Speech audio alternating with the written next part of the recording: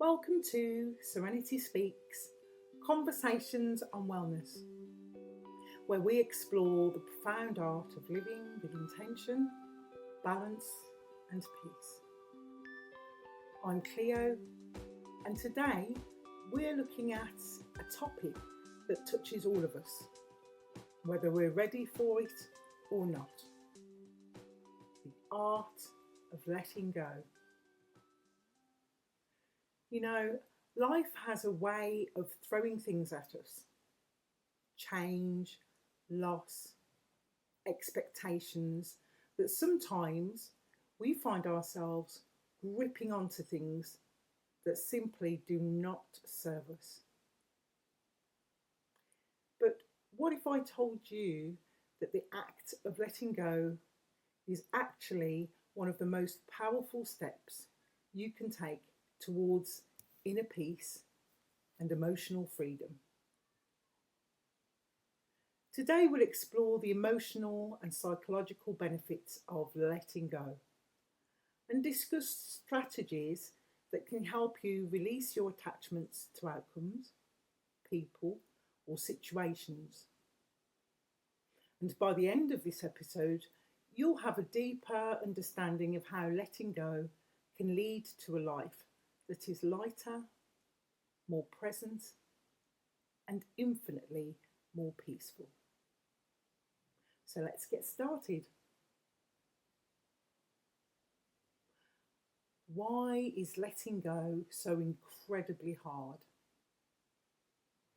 Well, because if it were easy, we'd all be living blissfully in the moment, right?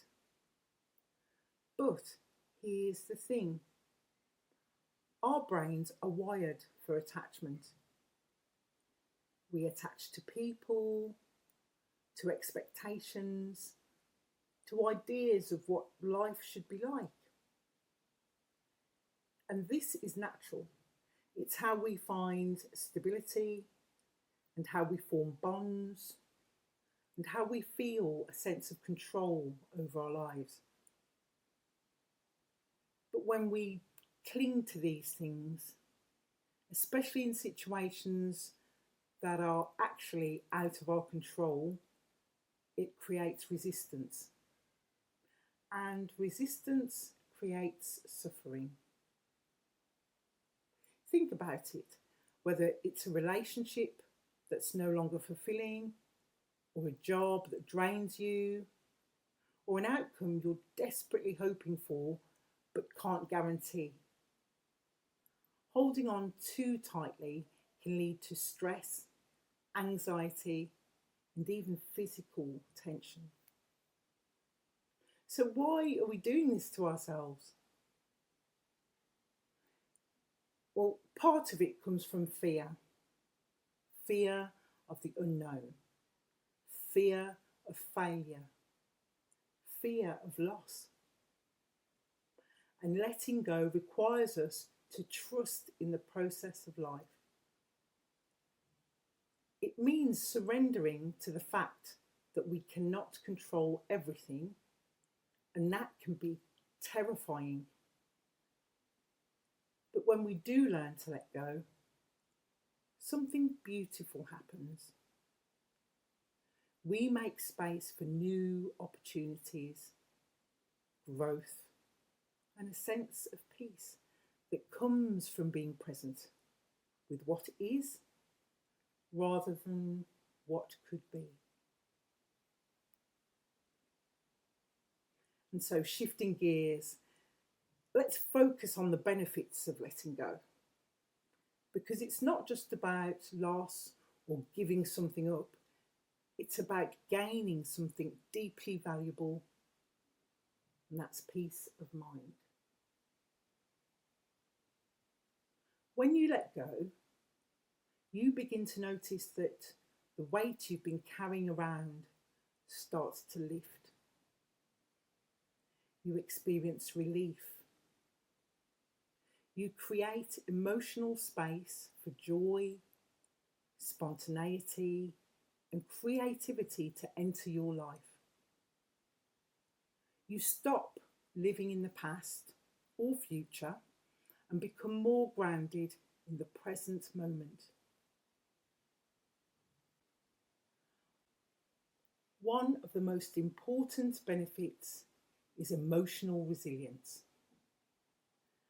Letting go teaches you that you can survive and thrive even when things don't go as planned. It shows you that you have the inner strength to face change with grace. And with that resilience comes a greater sense of self-trust. Letting go also allows us to forgive both ourselves and others.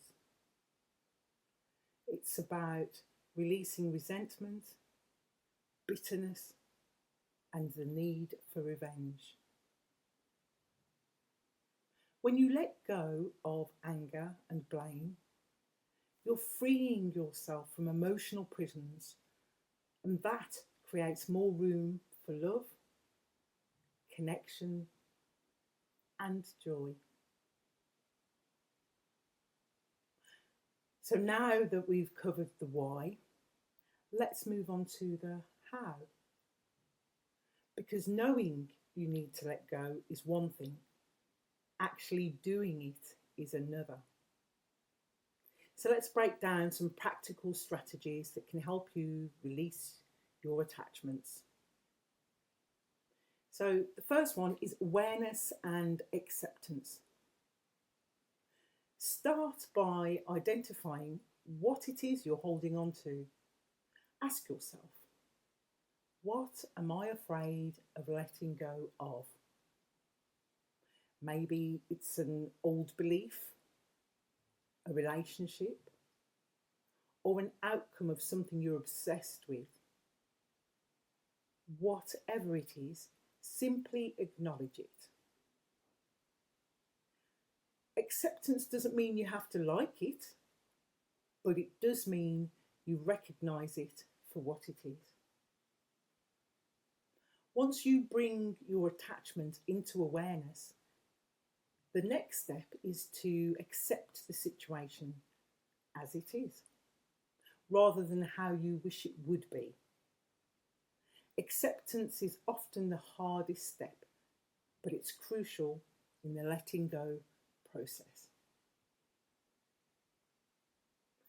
So the second step, practicing mindfulness, which I know we've touched on in many of our episodes.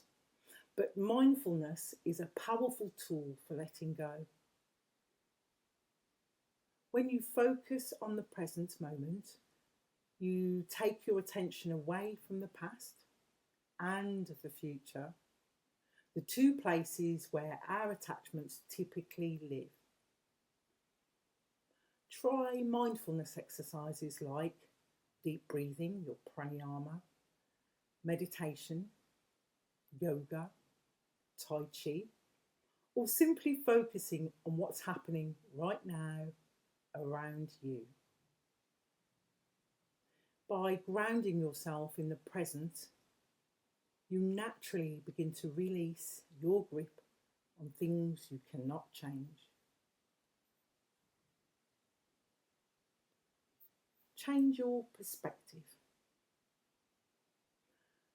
A shift in perspective can change everything. Instead of thinking of letting go as loss or losing something, try viewing it as making space for something new. When you let go of an old habit, a toxic relationship, or a long-held expectation, you create room for growth, healing, and new experiences.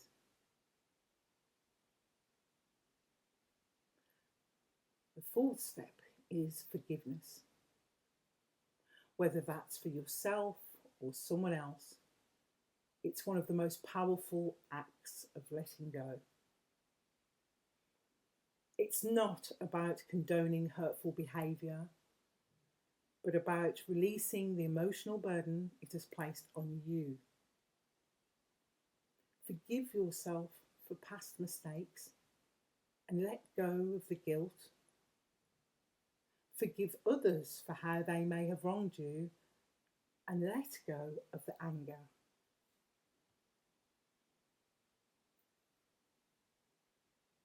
And the fifth step is visualization techniques. And this technique works really well, works wonders. Close your eyes and imagine the thing you're holding on to as a physical object. So you can get really creative there. And then mentally watch yourself releasing it. Maybe you imagine it floating away like a balloon or dissolving into the air. Visualization can help your mind and body simulate the act of letting go, which can make the real process a lot easier. So to bring this concept to life, I want to share a few real life examples of people who've mastered the art of letting go and how it transformed their lives. So let's take Emily. Emily was struggling to let go of a relationship that had ended years ago. But she found herself in a place where she kept replaying the what ifs in her mind, thinking about what she could have done differently to save the relationship.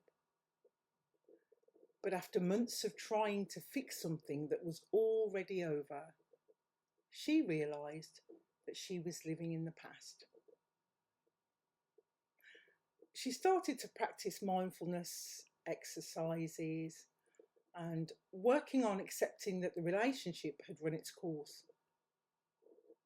Over time, she found herself letting go of the need to control things. And with that came a renewed sense of self-love and a deep sense of peace.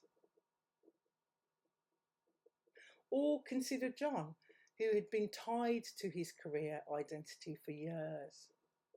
He had always thought his job was what had defined him. And when he was laid off, he spiralled into a depression. But once he began to see this job loss not as an ending, but as an opportunity, he embraced change. He let go of the attachment to his career title and discovered a new passion that brought him even more fulfillment. Both of these examples highlight one key point. Letting go isn't about defeat, it's about liberation.